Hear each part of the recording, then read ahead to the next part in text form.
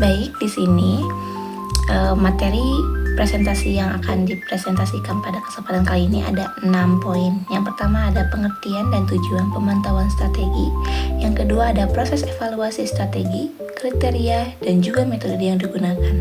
Yang ketiga ada balance scorecard sebagai alat kontrol. Yang keempat ada perencanaan kontingensi dan peran audit dalam evaluasi strategi. Yang kelima, ada tantangan abad ke-21 dalam manajemen strategi. Dan yang terakhir adalah kesimpulan. Yang pertama, kita masuk dalam pengertian pemantauan strategi. Apa sih itu pemantauan strategi? Yaitu adalah proses mengevaluasi strategi yang telah diimplementasikan untuk biaya memastikan bahwa strategi berjalan dengan efektif dan tetap relevan dengan perubahan lingkungan bisnis pada zaman sekarang. Pentingnya pemantauan strategi adalah untuk melihat lingkungan bisnis yang berubah-ubah. Strategi juga bisa menjadi tidak relevan dan membantu perusahaan agar tetap kompetitif. Selanjutnya ada tujuan pemantauan strategi. Di sini ada 4 tujuan, yaitu adalah bisa menilai keberhasilan strategi. Yang kedua, bisa menentukan tindakan yang korektif dalam perusahaan. Yang ketiga, bisa mengidentifikasi penyimpanan dari rencana dalam perusahaan. Selanjutnya yang terakhir adalah bisa menjamin pencapaian tujuan perusahaan. Selanjutnya ada proses strategi, kriteria, dan juga materi yang digunakan.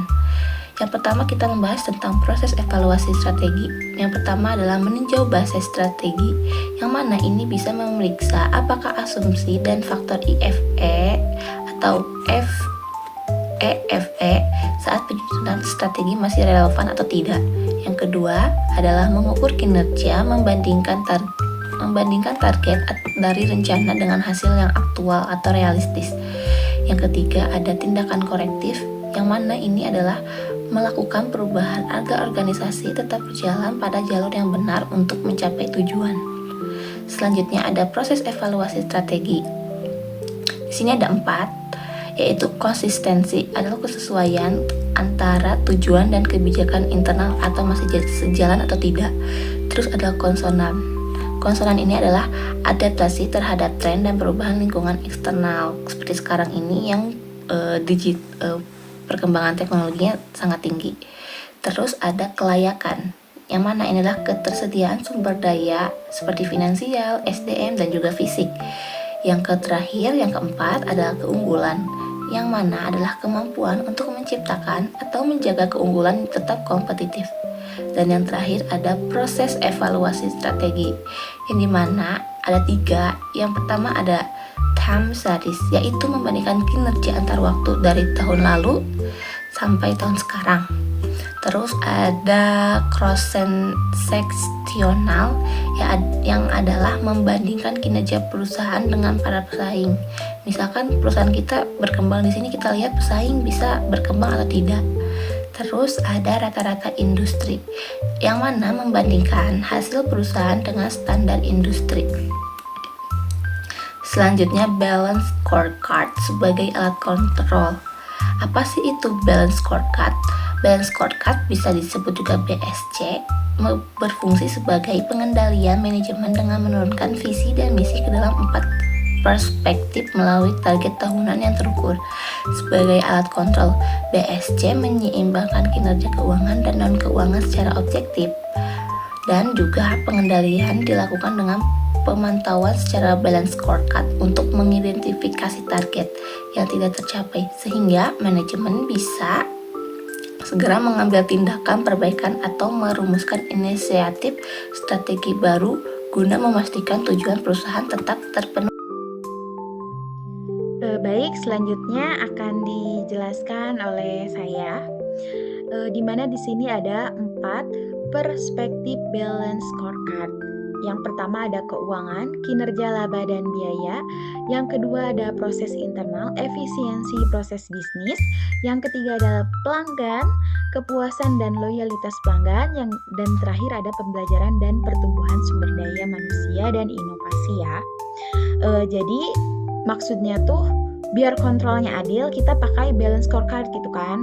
Jadi sukses itu nggak cuma dilihat dari untung uangnya saja, tapi juga harus dilihat pelanggannya puas apa enggak, proses kerjanya cepat atau enggak gitu kan, dan karyawannya terus belajar atau enggak, semuanya harus seimbang gitu.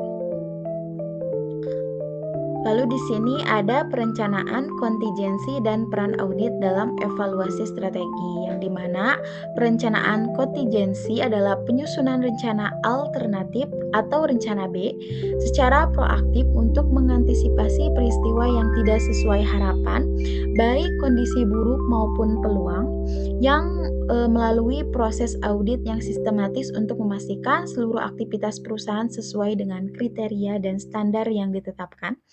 Sistem evaluasi yang efektif harus bersifat ekonomis ya, tepat waktu juga, dan bermakna guna membangun rasa saling percaya dalam organisasi.